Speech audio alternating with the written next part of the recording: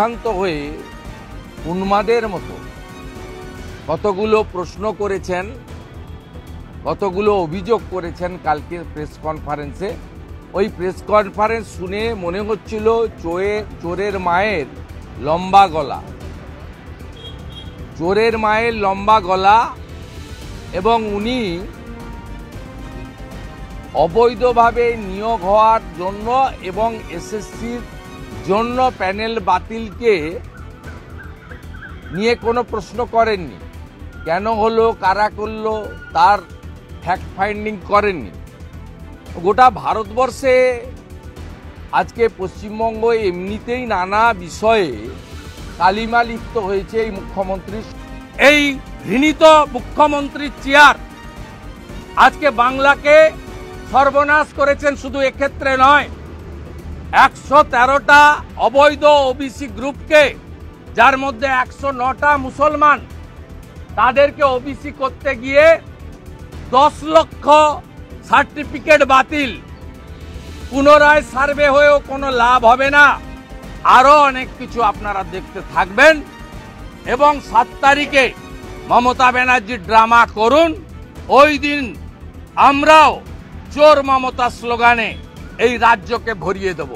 দফা 1, দাবি 1, মমতার পদত্যাগ।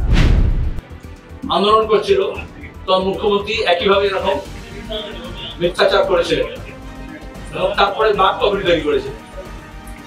ইংরেজি বলেন বাঘ, আর পরে করেছিলেন বাঘ কমিটি। আর তারপরে আমরা দেখলাম কার মধ্যে দাঁড়িয়ে যারা আন্দোলনরত ছিল তাদেরকেও কিনলেন চাকরির টোপ দিয়ে কয়েকজনকে। তারপরে সে দুর্নীতিটা আরো বেশি পাকাপোক্ত হলো।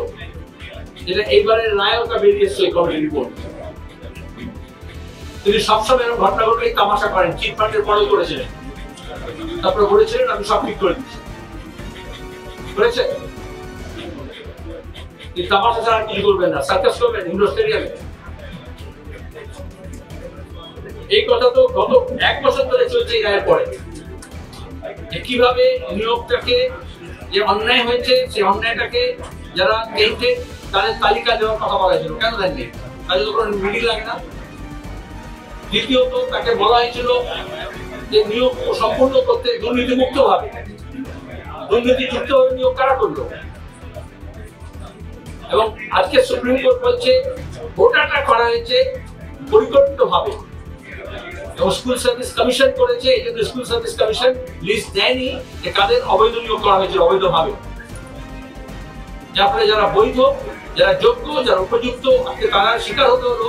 কারণ যারা অবৈধ তাদের এই আবার জড়ো করছে, কারণ তারা টাকা দিয়েছে। এখন এটা তাদেরকে অ্যাড্রেস করা যে তোমরা টাকা অ্যাডভান্স দিয়েছো, এখানে হয়নি, অন্য জায়গায় পুষিয়ে দেবো, সবসময় যেরকম বলে। ব্যাপক কেলেঙ্কারি কি হয়েছিল?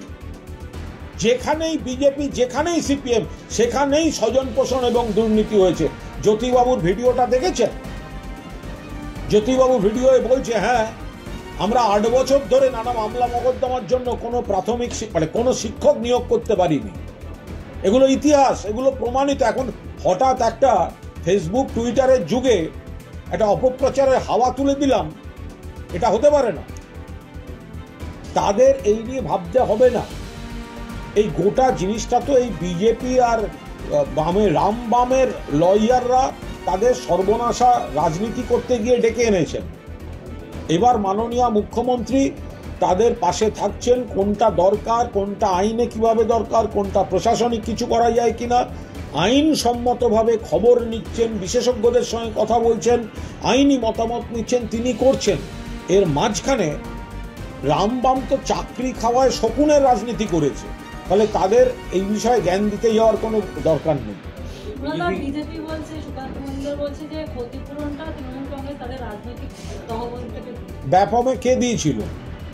ব্যাপমে মধ্যপ্রদেশের ব্যাপম কেলেঙ্কারি থেকে সুকান্তবাবু দেখান না ক্ষতিপূরণটা কে দিয়েছিল।